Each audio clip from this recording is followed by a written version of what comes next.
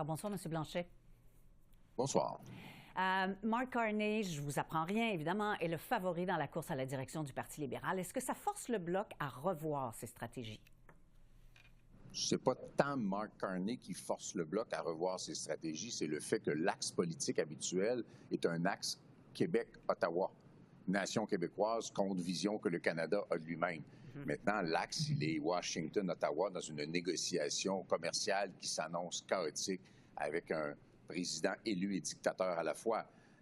Le fait que ce soit M. Carney désigne un peu la philosophie qui devrait être celle des libéraux. S'ils prennent le pouvoir, M. Poilievre devra réapparaître tôt ou tard dans la campagne électorale, mais révèle aussi une espèce de volonté de ne rien dire, de ne pas répondre, de ne pas présenter de stratégie, de ne pas dire aux Québécois et aux Canadiens comment ils vont mener cette négociation-là, espérant avoir une espèce de chèque en blanc qui est très dangereux pour le Québec, parce que est-ce que le Québec va être bradé au bénéfice des banques de Toronto ou de l'automobile de l'Ontario ou du pétrole de l'Ouest? C'est nous, on a l'aluminium, on a l'énergie propre, on a la forêt, on a les pêches, on a l'aérospatiale, on a plein de secteurs qui sont caractéristiques de l'économie du Québec et qui sont en péril s'ils ne sont pas protégés dans la négociation même, dans un Parlement qui devra faire une place importante à une voix qui n'est que québécoise. Et vous pensez que ces secteurs-là ne seraient pas protégés dans une négociation avec Donald Trump?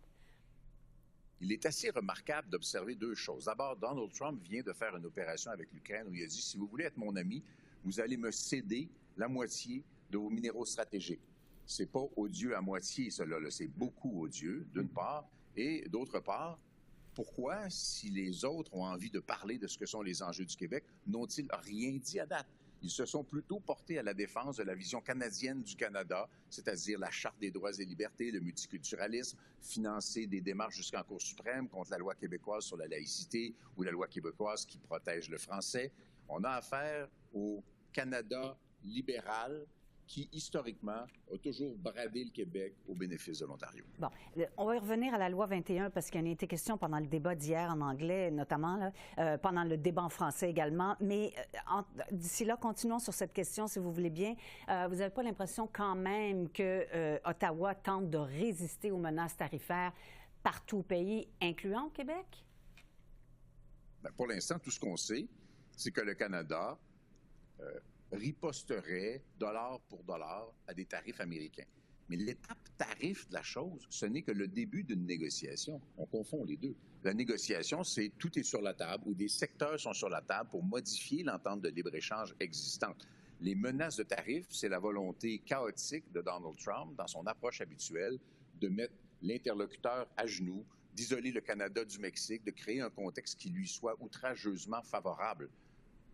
Pour l'instant, les mesures, elles sont forcément pan-canadiennes. Mais lorsque la vraie négociation commence, bien, Donald Trump va dire « Moi, je veux ceci. Je veux sacrifier la gestion de l'offre parce que ça nuit aux productions laitières du Wisconsin qu'on veut rentrer au Canada. Je veux les minéraux stratégiques du Québec. Ah, si vous faites ça, je vais peut-être être accommodant pour l'automobile de l'Ontario. Pire que ça, il ne peut pas se permettre de nuire à l'automobile de l'Ontario qui est très intégrée à l'automobile des États-Unis, mais il va faire semblant de faire un compromis pour l'automobile, à condition, bien sûr, qu'on lui donne minéraux stratégiques ou autres avantages. Et on ne voudrait pas que ce soit le Québec qui ramasse la facture de cette négociation-là. Bon. Vous n'êtes pas sans ignorer aussi, évidemment, que ça change un peu le comportement de l'électeur, cette menace qui vient de la Maison-Blanche, qui est constante, hein, on peut dire ça comme ça. Selon un sondage léger, on parle d'un regain du sentiment patriotique partout au Canada, pour le Canada, y compris au Québec. Est-ce que c'est d'une certaine façon une mauvaise nouvelle, ça, pour le Bloc? Et là, on a imposé des mots. Là. Je ne suis pas sûr que le ralliement autour de l'intérêt de l'ensemble du territoire canadien, incluant le Québec, vers une vision qui devrait ultimement être passablement commune, ce qui ne veut pas dire que le Parlement ne sera pas composé de plusieurs partis politiques. Là. Ça ne sera pas 342 députés libéraux ou 342 députés conservateurs. Mais là, on met le mot patriotique. La réalité, c'est les intérêts économiques des Québécois et des Canadiens. C'est ça l'enjeu. C'est pas je suis un grand patriote du Canada maintenant, puis je vais enlever mon drapeau du Québec en avant de la maison pour mettre un drapeau du Canada. Il n'y a rien de tel qui se passe. Il y a un intérêt à court terme. Ça va probablement se tasser dans une certaine mesure. Et en plus, tous les sondages auxquels vous référez ont été faits avant les extraordinaires débats des libéraux, où on a eu droit à un grand vide, une ignorance complète, volontaire ou par vraie ignorance de ce que sont les enjeux québécois.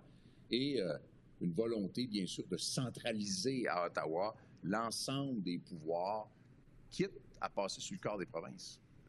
Autre sondage, M. Blanchet, si vous voulez bien, sondage SOM qui a été mené pour le compte de la presse, dans lequel on disait qu'un appui à un oléoduc comme Énergie Est atteint maintenant à peu près 59 %, donc presque 60 on va dire. Est-ce que vous avez l'impression que les Québécois changent d'avis là-dessus, que les pipelines deviennent plus populaires? On a fait très peur aux Québécois en disant, écoutez, là, M. Trump va nous faire très mal. Vous devez vous rallier sous la bannière canadienne. Et comme par hasard, tant les libéraux que les conservateurs disent aux Québécois, vous savez, la bannière canadienne, ça va passer par du pétrole à travers le Québec.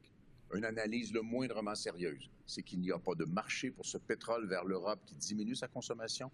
Avant que le tuyau soit construit et qu'il y ait du pétrole de transporter, ça va avoir encore beaucoup diminué. La demande n'est pas là. Il s'agit de désenclaver le pétrole de l'Ouest sans aucun avantage économique pour le Québec. Et pendant qu'on fait ça, on ne parle pas de l'énergie propre du Québec qui mériterait d'être soutenue parce qu'elle est la voie de l'avenir de l'énergie pour bien au-delà que le Québec et l'ensemble des dossiers du Québec qui, en général, sont beaucoup plus vertueux en matière d'environnement que ce que le Canada nous offre. Un mot sur la loi 21, si vous voulez bien, que vous avez évoqué, donc la loi québécoise sur la laïcité de l'État.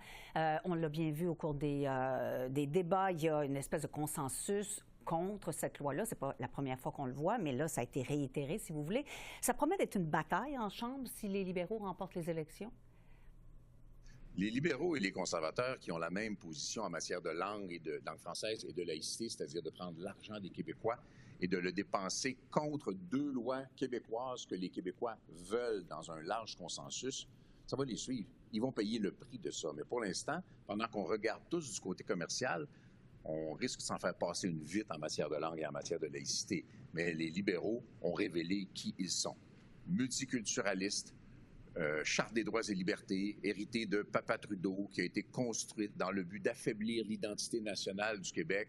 C'est ce qu'ils sont. Ils le sont résolument. Le Québec est résolument autre chose et le Québec se donnera les moyens pour le dire et pour le défendre.